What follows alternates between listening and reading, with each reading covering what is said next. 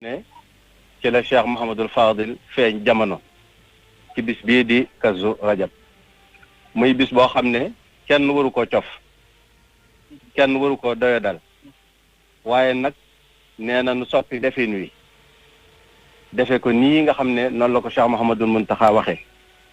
mooy ñu def tawassul mooy ñaan ci barkeb ñaan borom bi subhaanahu wa taala ci barkeb Cheikhul Xadim ndax balaa bi nga xam ne xew na ci àddina bi yëpp mu set ci àddina bi yëpp set ci biir réew mi ak ci mboolem àddina bi yëpp defeen wi Cheikh Mouhamadul Muntaxa wax nag ne nañ ko ni defee mooy ñu jàng alquranul karim dañu ko daan defee luñ ko daan def ñu yokk ko jàng xasaayidi Cheikhuna al Xadim radiallahu anhu ji nga xam ne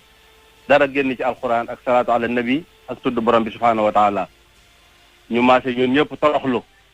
ci kanam borom bi subhaanahu wa taala tuubal sunu borom dellu ci yàlla def ay bernde te kenn ku nekk nag defe ko fa mu nekk wattandiku daje yi nga xam ne baaxoon nañ koo def